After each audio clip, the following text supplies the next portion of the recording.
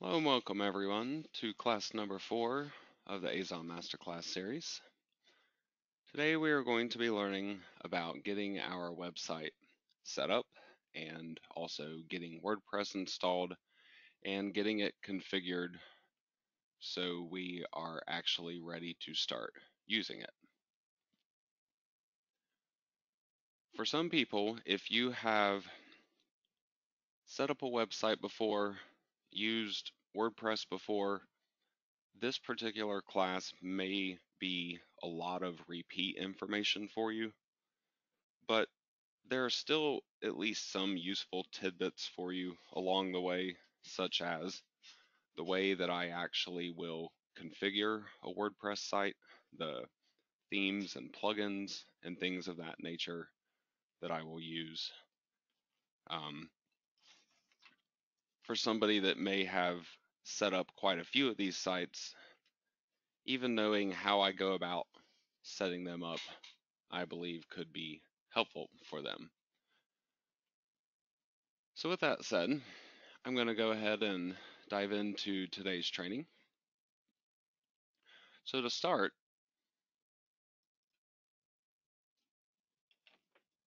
every website that you're going to run will obviously need website hosting. There are a lot of different kinds of website hosting out there. You might be hosting your website on its own standalone hosting account, or you might have an account that allows you to use unlimited domain names. And so you might be wanting to add this on to one of your existing hosting accounts. Ultimately, it doesn't really matter how you want to do that. You simply need to get a hosting account set up to be able to use whatever domain name it is that you have picked for your particular website. Now, just for the purposes of this tutorial, I wanted to go with a completely clean installation on everything so I can walk you through this entire process. So I'm not actually using the domain name here that I'm going to be using for the site that I will build during this training series. This is simply a completely freshly installed web hosting account that I thought would be good to use for demonstration purposes.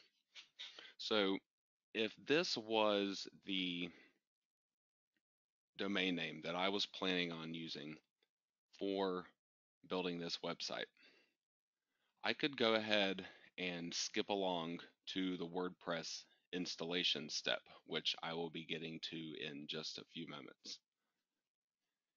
If you are already using an existing hosting account where you want to add a new website onto it, as long as this is something that your web host allows, you should see something called add-on domains within your hosting account. Now, there are a lot of different designs of hosting accounts. It may not look exactly like this, but you should still see a section called domains, and under that, you should see a section called add-on domains. Within there, you can create a new domain name on your hosting account. This obviously needs to match up with a domain name that you have registered through a company like GoDaddy or Namecheap. Once you have that name registered, though, then this is the other portion of the setup process where you need to add in whatever the domain is going to be called. I could just call this example.com for demonstration purposes. Once you put in whatever your domain name is going to be, these other boxes get automatically filled out for you. This is just simply where the files for this site will be located within this hosting account. This is how you can have multiple domains running off of one account at the same time. So then you just simply click on add-on domain to add this to your account.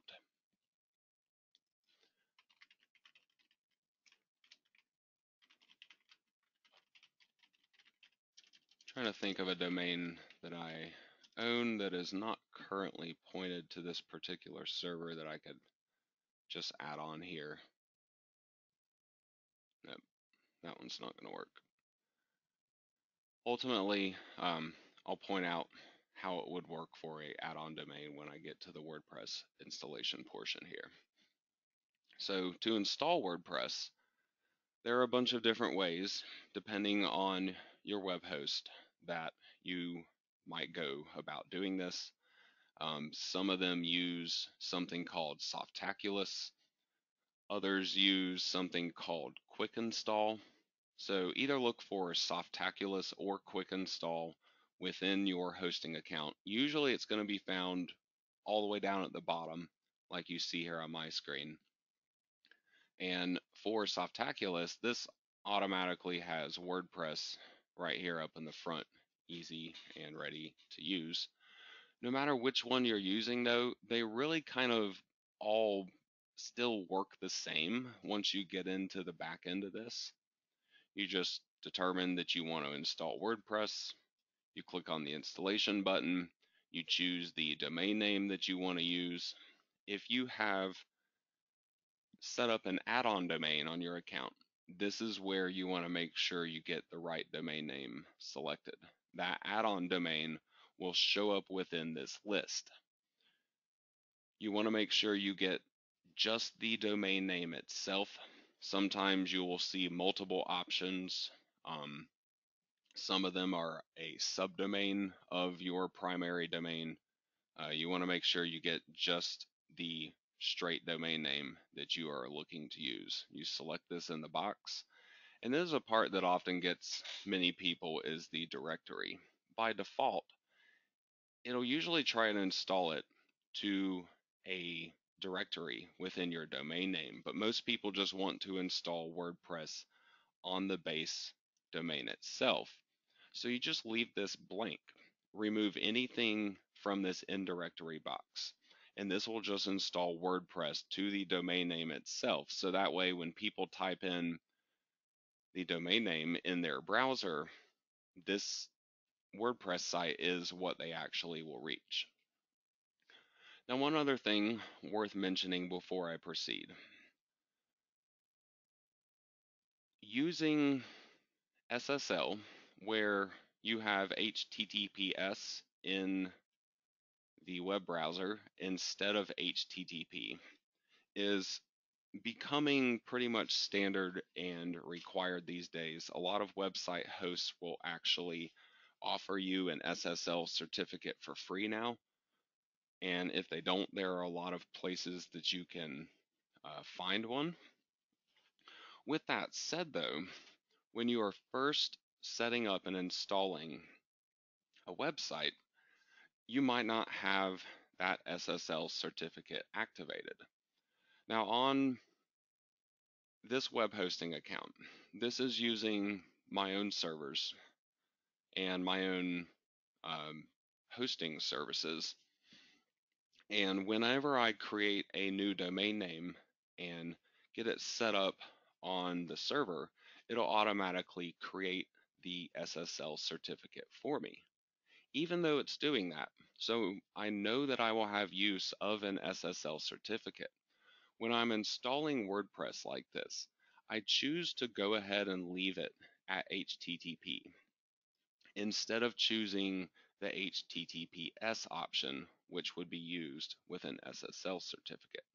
Now, the reason why is because on my server, at least, where this is being generated automatically, at this point in the process, that SSL certificate has not actually been generated yet because I have not pointed my domain name to this server.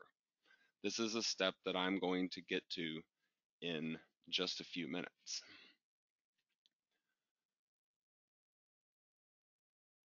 Once you point a domain name to this server, then it will generate the SSL, and then I can go back in and change that later on. Even if I go ahead and point it now, it still sometimes takes 10, 15, maybe 30 minutes for it to become set up and activated. So I still find it best to just go with HTTP. You can always go back in the WordPress settings and edit this later. So it's really not a big deal switching it over to HTTPS at a later point in time. Now the rest of this is really just information on setting up your WordPress site in terms of the site name and this description. All these things can be changed later on.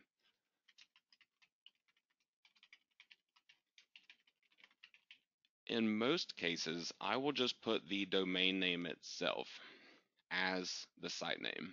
And for the site description, I try to think about what the keywords are going to be for my entire website. What is my niche about? What are the primary products that I am trying to target on this site? So just as an example, on a site like this, Christmas jewelry ideas, some of my main keywords might be things like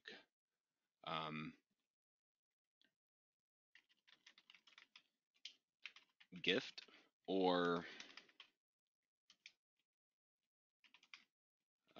things like wife or husband.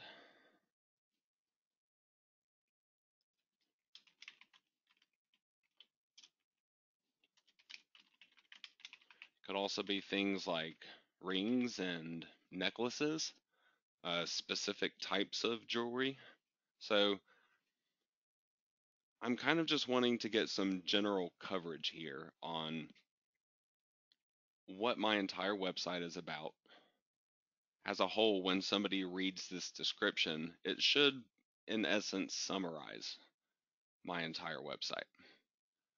Again, these things are um, settings that I can go back in later and change at any point in time. So you don't have to get super in depth with them at this point in time and make a final decision on what they're going to be. Now, one of the most important parts is the admin account that you are setting up. The admin username by default will just be admin with all lowercase letters. You want to make sure that you are not going to use this as your username for your administrator account. This is one of the easiest ways that WordPress sites are getting hacked these days, is people go with this default admin username, and then all somebody has to do is guess passwords until they get the right one, and then they get full access to your site and they can take it over and load up whatever files they want to. So the two easiest things that you can do to prevent people from being able to hack your WordPress site is to use a unique and complicated admin username and also a very complicated admin password. So I might do something that kind of reminds me of this particular website, but I don't want it to be too obvious. Like, this site is Christmas jewelry ideas. So I don't want my admin username to be admin, but I also don't want it to be something like Christmas jewelry ideas. So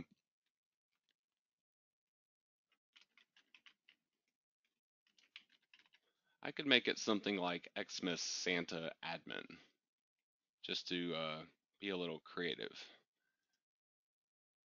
Now for the password, I want as good of a password as I can get. Some of these random password generators that they have, they'll generate decent passwords, but ultimately they're not super powerful. You can see they're only ranking as 60 out of 100. So I don't really want to go with one of these. I might take one of these that's looking halfway decent, and I might try to expand on it possibly. What you want to make sure you have, though, is a combination of lowercase letters, uppercase letters, numbers, and also special characters. So it was really only using, it looked like uppercase letters and special characters, perhaps, in the domain that was, or in the password that was being automatically created for me.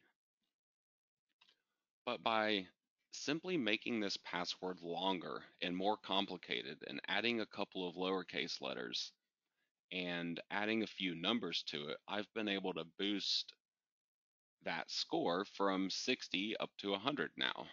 I could even get more complicated with that. You can actually have pretty long passwords within WordPress if you wanted to. And there's certainly nothing wrong with having a crazy long, complicated password like this. It's simply going to mean that a hacker would have to make an obscene number of attempts at guessing what your password is going to be before they could successfully break into it. So, beyond that, everything else is really not super important. Um, I do like to use this Loganizer plugin. This limits the number of login attempts that somebody can make on logging in to the administrator account. So this plus all of this complicated information up here will make it much harder for somebody to break in. Now, sometimes you'll get these advanced options for your site um, where you can name the database or automatically upgrade WordPress or even back up your website. These things can sometimes be pretty useful to use, where you keep WordPress and the plugins and the themes automatically up to date, so you don't really have to worry about doing that. And you can also set your site to back up, say, once a month, and keep a number of backups available. This way, if your site does happen to get hacked or something like that, you can just restore one of these backups and you don't really encounter any kind of a problem. So once you are done, you simply go down and click on install below. Now, I need to freeze my screen out here for just a moment because I have obviously just shared my password with everybody and put it on a recording for the world to see for eternity as well. So I need to make sure I have something different set up.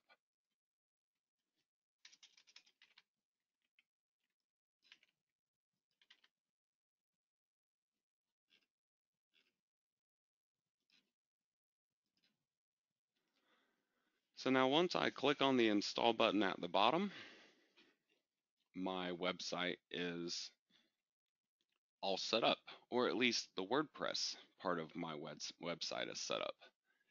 Now, if not, I have not done so already at this point, I need to make sure that I have actually pointed my domain name to my web server. This is something you can do when you buy the domain name if you know what your web host is going to be. This is something you could do before or even after the WordPress installation. It really doesn't matter, but before you progress much beyond the point where I'm at now, this is something that must be taken care of. The point here is simply that when I try to navigate to my website, I won't be able to reach the WordPress that I just installed because my domain name is not actually pointed at this server. Every web hosting account has these two name servers that are associated with it. And when you get your hosting account, you will be provided with these name servers.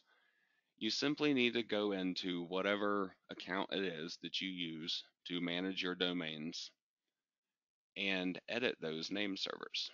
So this is the domain that I'm setting up for here. Looks like my login's timed out.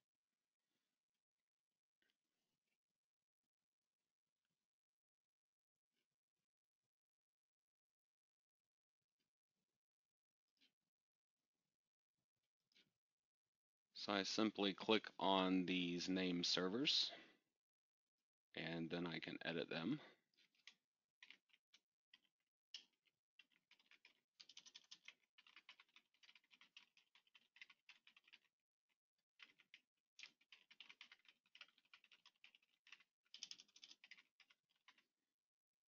So once I have changed my name servers and saved them,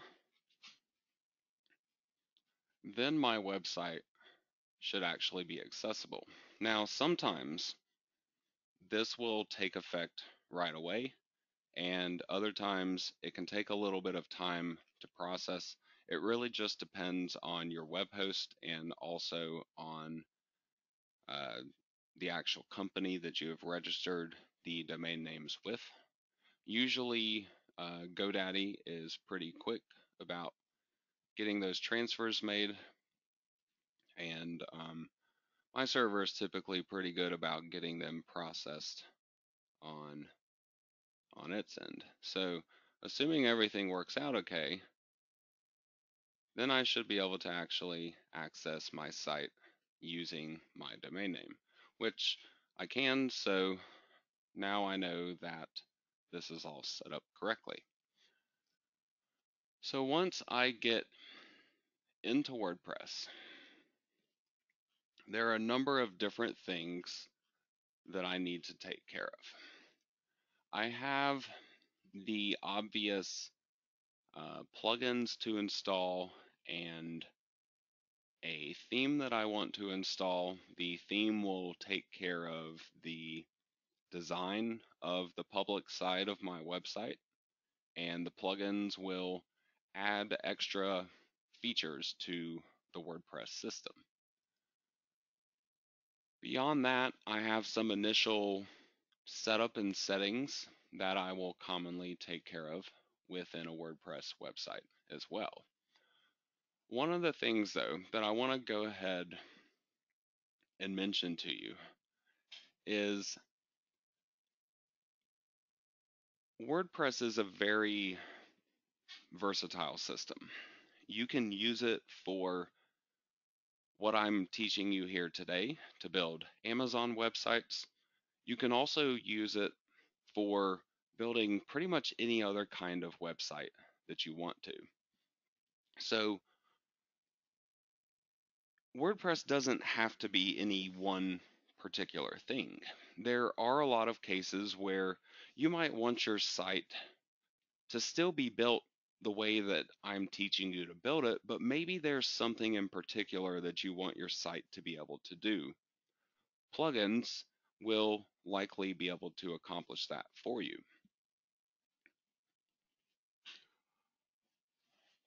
Even though you can use all of this extra software to kind of enhance WordPress, your ultimate goal should be to use as little of it as you possibly can to still accomplish what you have set out to try to accomplish. Simply because when you add more and more software to the WordPress system, it slows it down, and makes your website slower to load as a result. This is especially the case with plugins. You want to use as few of plugins as you really need. This doesn't mean that you have to get rid of things that you really have a need for. It just simply means make sure that any plugins that you're not using, you don't have them actually installed on your site. And before you just pile a bunch of plugins on a WordPress website, make sure they're just simply things that you actually need. So with that said, when I first get into a brand new WordPress installation, there are usually a lot of different settings and initial setup things that I am looking to do. And then I'll move on to setting up the theme for the website. And then I will finally set up the plugins that I need, or at least the plugins that I need to go ahead and get started with building the website. So as far as the settings and initial setup goes, There are a couple of default pieces of content that are added to a WordPress site. One of them is a post, which will be found under posts here, and the other one is a page. The post is the Hello World post. You really don't need this on your site, so I just go ahead and make sure to trash it right away.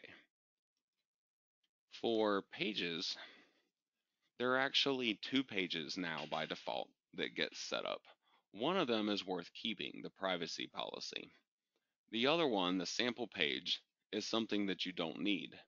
You can either keep it and modify it, or you can just go ahead and trash it. It's really completely up to you what you want to do. I usually just go ahead and trash the sample page. So now I'm working with more or less a clean slate in terms of the pages that are built on my site. After that, I move on to customizing a few particular settings. All of these are found under the settings menu. The first one here is something I don't need to adjust at the moment, but I wanted to go ahead and point this out to you. The title and the description that I was setting up when I was first installing WordPress, you will find those here on this page, the title and the tagline. So if you ever want to edit them, you can do so by simply going to this general page. The other important part of this page is the URL settings. There are two of these right below the ones I was just talking about. Whenever you are confident that your site is accessible through HTTPS, that your SSL certificate is successfully set up and installed, then you can change your site over by simply adding in the S at the end of HTTP. So by just doing that and going down to the bottom and saving my changes, then I will switch my entire website over. I do, however, want to make sure that I'm not doing that until I can be confident that it's actually running and working.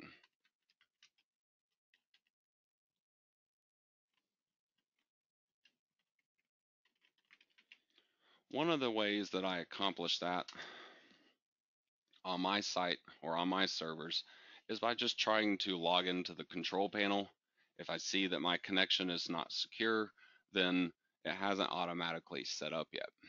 For my server, it waits until the domain name records are actually transferred, and then on a certain time schedule, every 10-15 minutes or so, it will get those installed. So currently mine is not installed, so that's why I don't go ahead and set it up using the HTTPS, because otherwise I might not be able to easily get into my website until that certificate is running. But nobody's accessing my site except for me, so it's not something that I need to worry about at this point in time. So again, I will come back to that later once my certificate is running and switch that over. Now next up, the reading page. I will usually go over here and flip this from full text to summary. This is just the feed of the content that WordPress generates of your site. In case people try to automatically scan and steal content from a site or something like that, which I believe is possible in the WordPress system, I just switch it over to summary to make sure they're not getting all of the content from my website. It kind of encourages anyone that gets that content to basically link back up to my site to be able to access the rest of it.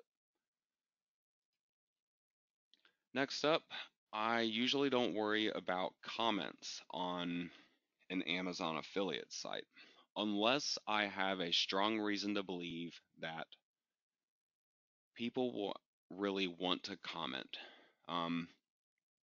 There are really only certain topics or types of products, especially, that people will really want to have a discussion about. And it's usually more controversial types of products, or maybe hobby products that people get really passionate about. They're more likely to want to hold a discussion with other people about those topics. So if your niche doesn't sound like it's anything like that, if you're just building a website about, um, a certain selection of uh, TVs on Amazon that you found, it's not exactly going to be something that people will ever really want to place a lot of comments on. So most of the Amazon sites are going to be that way, where people won't really comment, and the comments that you do get, they're just going to be spam, so they just end up wasting your time. So I typically just disable the whole system.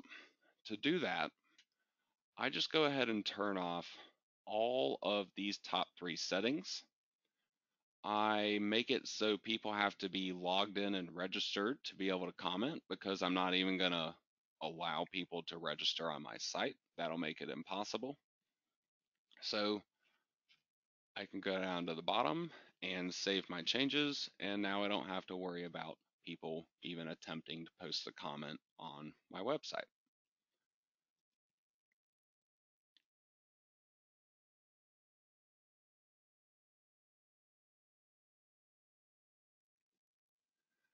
Now next up, I have the permalinks.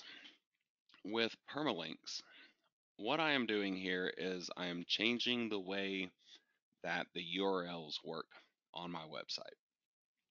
By default, WordPress will use this particular setup where it's going to have my domain, then it'll have the date that something was created, and then it will have a URL that is made from the title of the page. I don't like to use the date because the Amazon sites that I'm building, I don't want any kind of dates associated with the content that I'm putting out there on the public side. Because when somebody gets to the page, if they see that the content is 5 years old and it's a review on some kind of a product, they're a lot less likely to want to keep looking at it. They might just instantly close down your page. So, because I don't want my site to become more ineffective over time, I just go with the standard post name structure, and then I simply save my changes. So this is all of my initial settings and kind of cleanup of WordPress that I've gone through so far. The next thing on my list is to proceed to putting a theme on the site. Now, by default, my site is using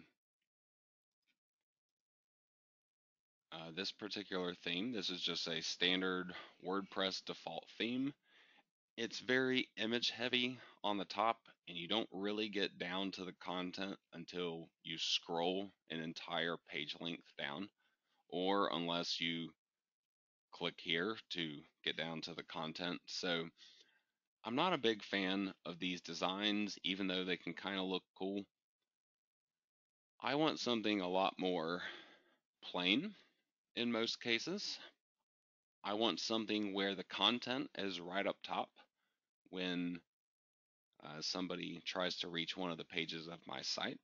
And I also prefer a design that I have control over in case I want to customize something or change anything around. So my preferred theme is one that is called Weaver. Now, to get the themes, you go to Appearance and Themes within WordPress.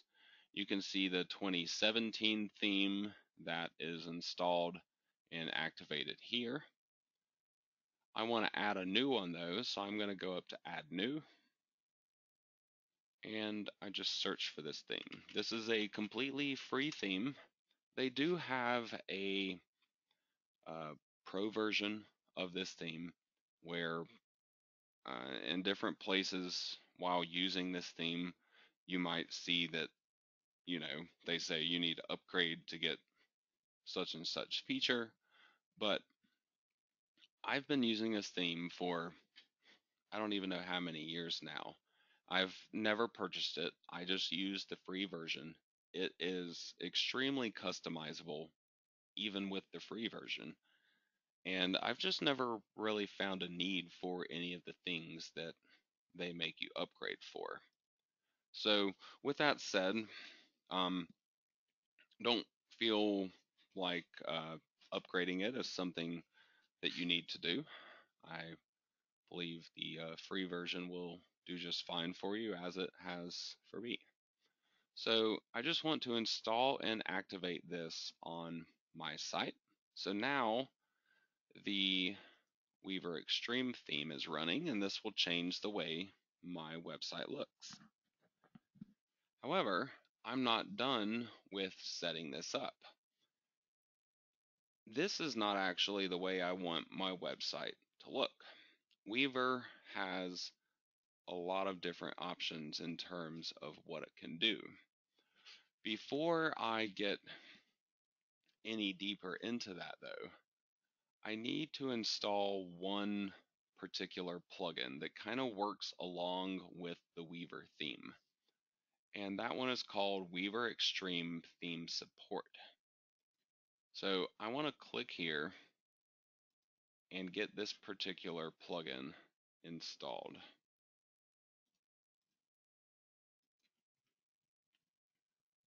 I also need to make sure it's activated on my site.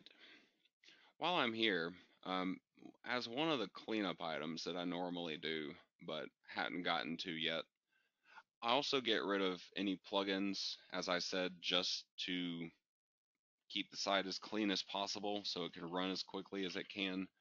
Anything that I'm not using, I want to make sure they are not activated, and I also just make sure they're just simply not on my website at all. So I'll just go ahead and delete any of the plugins that I'm not using.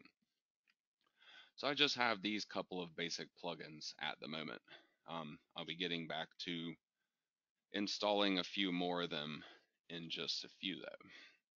So now that I have this theme support plugin installed, I can go back to my theme and begin to customize it. I want to go to Weaver Extreme Admin, and I want to go to Weaver Extreme Subthemes. This is going to give me a choice of a variety of different website layouts and even color schemes to a certain extent. But the one thing that you really should focus on the least here is the colors that you're seeing on this page. The colors are actually really easy to customize within this particular theme. So it's really more about the content, whether or not it is a full width or just a standard theme. The full width themes, they will stretch across the entire browser width, kind of like you see the page on my screen doing at the moment, whereas a lot of the other ones will be more limited width, like this. So depending on what your personal preference is, you might just want to click on one and set it to your sub theme, go back to your live website and refresh the page and kind of see what it looks like before you make a final decision. Once you're happy with the overall layout, then you can start customizing different themes. So you need to set your sub theme first before you do your customization. Otherwise, once you change a sub theme, it can actually wipe out a lot of your customizations. So you definitely want to make sure you're doing this part first. Now, once I have this set, there are really only a couple of basic things that I'm looking to do. In a lot of cases, I'm looking to build these Amazon sites as quickly as I can. I don't want to spend weeks on designing my website, making it look all fancy, a lot of times the fancier you make a site, the more it kind of distracts from the content itself. On these Amazon sites, though, I want people to focus on my content. So I'm looking to do a couple of basic things here. Number one, I want to get rid of this header image. I also want to get rid of the entire sidebar because I'm not going to be using it. I'm just going to use menus across the top here in this black bar. And then I also want to get rid of this link to the Weaver theme website, simply because this will create a link, not just one, but even two links, because the other one is to WordPress. Every page on my site would create an outbound link to these two sites, and that can take away some of my search engine power. So these need to go, the sidebar needs to go, and this header image needs to go. And then my site will be stripped down to just the basics. And that's kind of where I like to start with, at least before I begin building other things. On some sites, I'll make a custom logo that'll be the size of this header image, and it'll just include the name of my site, sometimes my tagline or my slogan if I come up with something, and maybe just a basic black and white silhouette image. If I even bother with that at all, a lot of times I'll just stick with basic text up at the top of my website. So to accomplish these couple of things, I need to go into the options that are available to me here. First, I'm going to go to main options, then I'm going to go to sidebars and layout, and I'm going to set both of these top drop-down boxes to no sidebars, content only. This is going to wipe out the right-hand column sidebar throughout all of the pages on my entire website. Now the next thing I want to do here is to mess with the footer. All the way down at the bottom of the footer tab, I have the site copyright section. I'm going to click on this hide powered by tag. This will get rid of the links that I was talking about down here. If I wanted to customize this, my copyright tag and then also the link that just goes to my homepage, that is done through this box here. However, once you start typing here, you're going to wipe out what is already there. So if you wanted this to stay and you wanted to add more custom content in addition to that down here to the footer, you'd have to recreate what is already there. You can make the copyright symbol by using an ampersand and then putting the word copy and then using a semicolon and then simply putting in the date. So now I'll have copyright 2018. To do my website name with it being linked, I need to make this a clickable website link.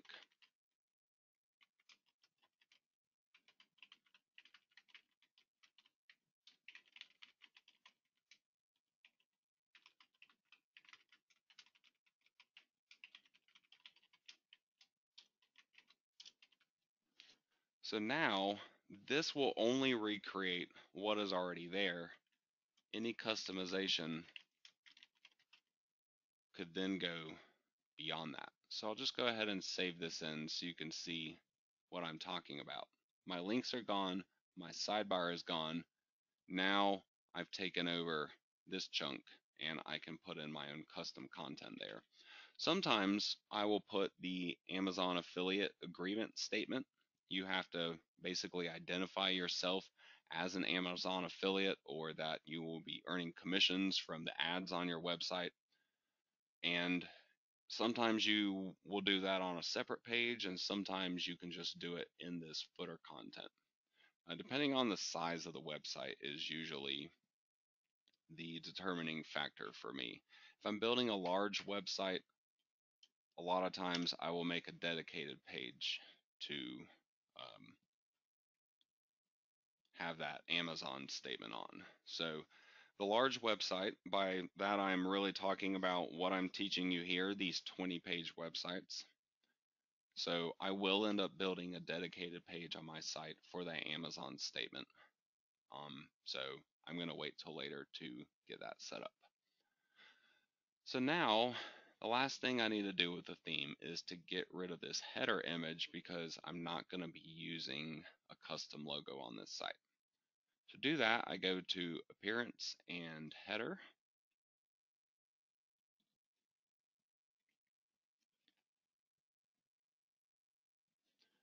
I need to give this a second to load up here, and then I see the toolbar over here that lets me modify this header image.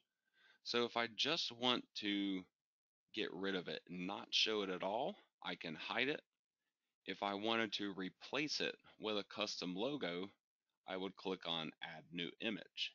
Now, if you do decide to make a custom logo, you want to make sure that you get the dimensions correct. Each of the sub-themes can sometimes use a slightly different dimension for this header image. So click on the link here for Add New Image, and it will tell you right here what these suggested dimensions are. So if I wanted to make a custom logo for this site, I would want to make it 1100 by 188 pixels. Then I could upload it here and choose that as the header image for my website. On this site, I'm not going to use a logo, so I'm just going to hide it. So I'll click on hide like this, and it just simply disappears. To publish these changes, I need to click on the publish button up top, and now this will go live on my website. So now I have nothing but the header, the menu, the footer, and then the content that's actually on the page itself. Now currently I don't have any pages built on this site, so nothing is showing so far. So this is something that I'll get to later, building a page that will become the home page of my website and creating all the other pages that will go on my site as well. Now one of the final things that I will do when setting up a site is getting my plugins taken care of. Now as I mentioned earlier in the class, there are a lot of different plugins available. What you will use can depend heavily on what you want your site to be able to do. And so if there are particular plugins that you already have or know about, or you even want to search for new plugins, by all means, feel free to put some new things on your site. But there are a couple of basic plugins besides these two that I've already installed. Loganizer I installed while I was installing WordPress, and then this one I installed right as I was installing my theme. So beyond these two, there's a couple of other basic plugins that I will use on pretty much every WordPress site that I create. Those are plugins that are going to help me out in terms of search engines. One plugin is a search engine optimization plugin, and the other plugin is a Google or a search engine XML plugin or a sitemap plugin. So I want to install both of these. I first need to search for them. I'll search for Google XML sitemaps and install that. The other plugin that I want to install is, as I mentioned, an SEO plugin. There are a lot of different SEO plugins. You don't have to use a specific one. If you have used one before and you're already comfortable with it, by all means use it.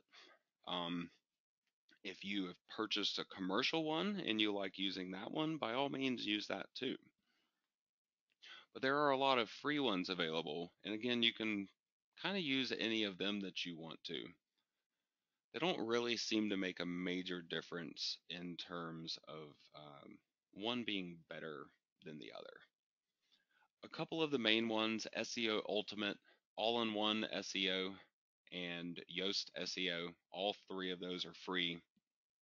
I found on WordPress lately, searching Google XML sitemaps, that All-in-One SEO usually pops up right after it. And so I've actually been using these two particular plugins on the vast majority of the sites that I've been building for a while now.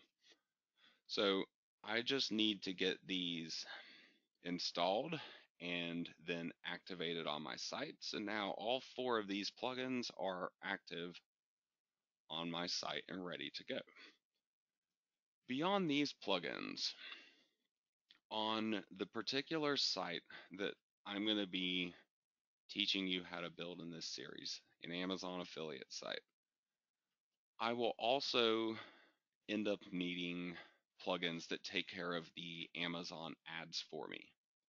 However, I actually will be teaching a completely dedicated class on nothing but setting up the Amazon ad plugins and then creating and adding those advertisements to your live website. So this is something that's going to come much later in the series once we have actually created all the content and created all the pages on the website.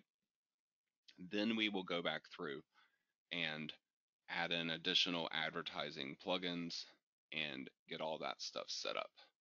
So while there will be more plugins down the road, these are kind of the basic ones that I will set up. And I kind of like that these two particular plugins, they're easy to use. I don't find that I really need to do much customization or changing of default settings in them. Um, One of the things, though, that is worth pointing out is Google XML sitemaps. Just to show you what the point of this particular plugin is going to be.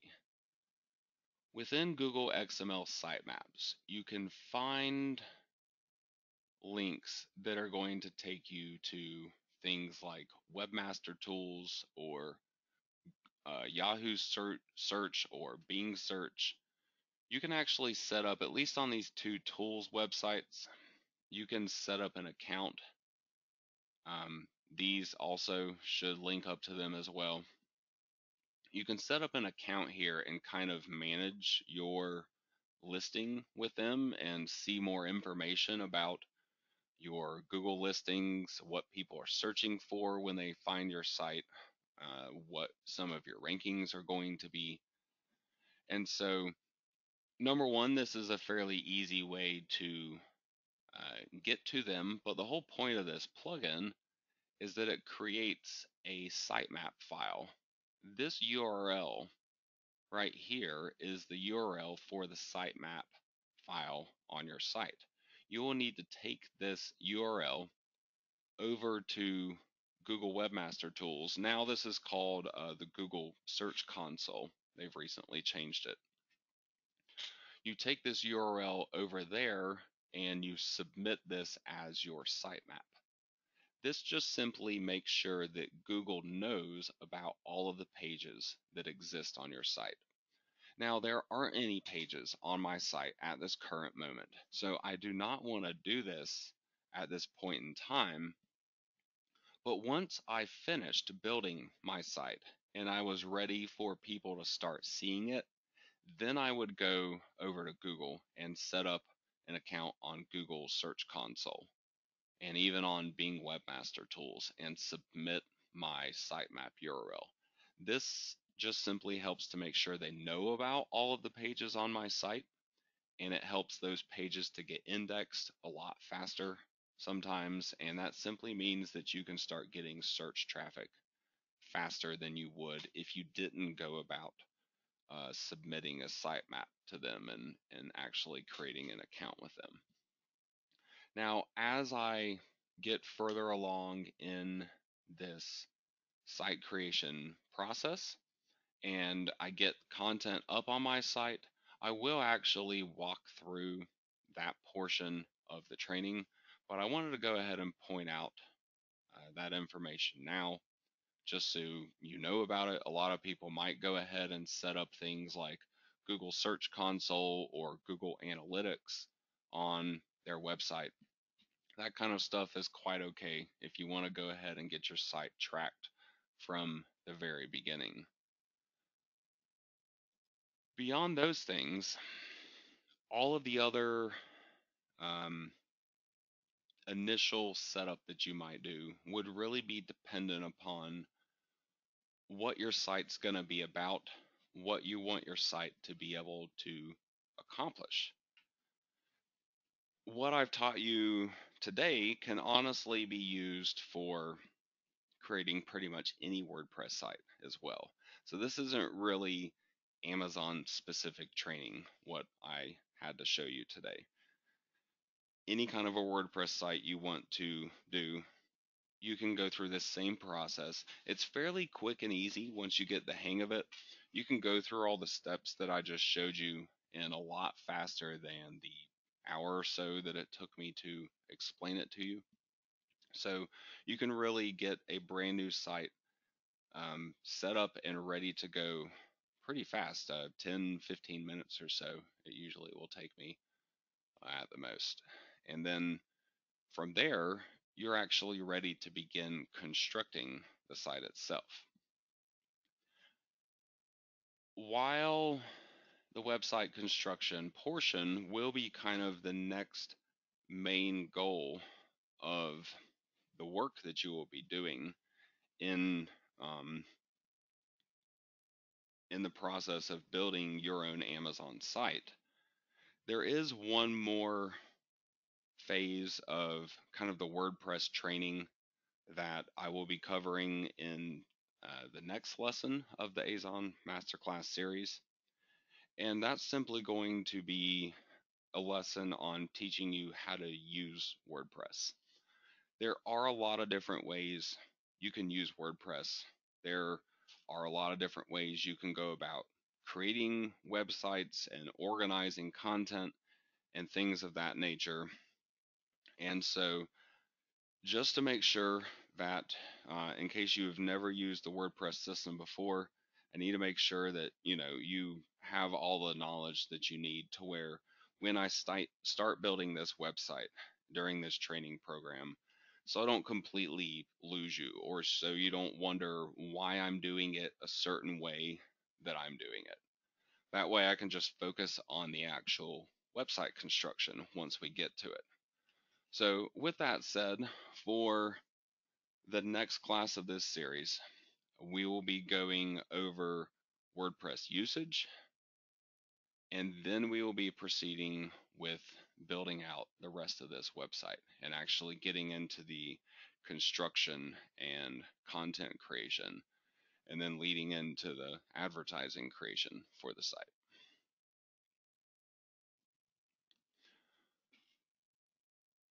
What WordPress themes do I recommend? The theme is entirely up to you, really.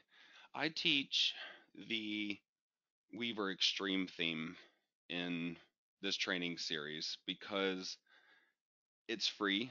It's highly customizable in terms of um, choosing an overall design. There are tons of options in the main options tab of customizing colors and layout, and really more options than most people will really ever need. So that's kind of why I prefer Weaver Extreme. It's what I personally use for Amazon sites that I build, and honestly, like, It's probably been at least 5 or 6 years, if not more, since I've built any WordPress site with any theme besides Weaver Extreme. With that said, though, it really doesn't matter. It's kind of up to your personal preference. Um, if there's a certain look that you want your site to have, and you have a certain theme, or you find the theme that will give you that look, by all means, use whichever theme you want to use for your website. I prefer Weaver Extreme because it lets me uh, have control over my site. I can even kind of customize on a page by page basis with Weaver Extreme, something that I'll be demonstrating as this series goes on. So that's kind of another reason why I prefer that theme.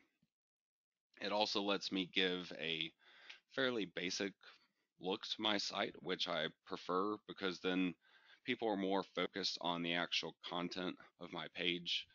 I will try to make sure I have at least 1 or 2 images on each of the pages of my site. So my plain white design, uh, then kind of the center of focus is drawn into the center of the page, which is where my content is, which is basically what I'm wanting people to focus on when they get to my site. So um, if you like it, if you like Weaver Extreme as I demonstrate it in this series, use that one. If you have something else you want to use on a particular site, by all means, use whatever works best for you or you prefer.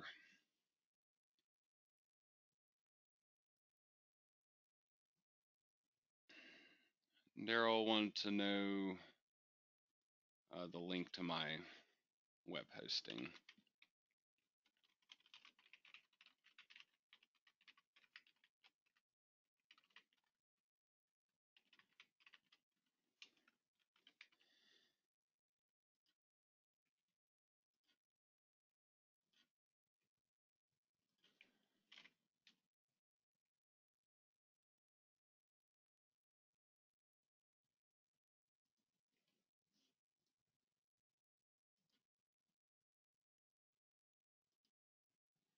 I went ahead and added the web hosting link to the chat box for you.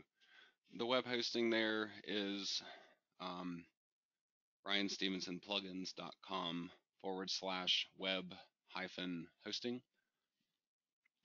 This hosting is my own hosting. It's hosting on the servers that I actually use for my own businesses. They're my own dedicated servers with really strong connections because obviously I want my own business websites to be able to run as good and fast as they can. And I just got tired of the hassles with a lot of hosting companies over the years, and you run into a problem and they just hold their hand out and ask for more money, even though you're already paying them every month to host sites and, supposedly give you support and help manage your websites a lot of times. And so I just got fed up with dealing with them and just got my own servers. And this year I've started making them available to my own customers to use as well. So if you are in need of web hosting, or if you happen to be tired of your current web host, go check mine out. I'm currently offering a 50% off deal on my hosting, which I'm going to be closing out pretty soon because I'm going to be starting to advertise and expand the hosting because it's actually been super, super popular.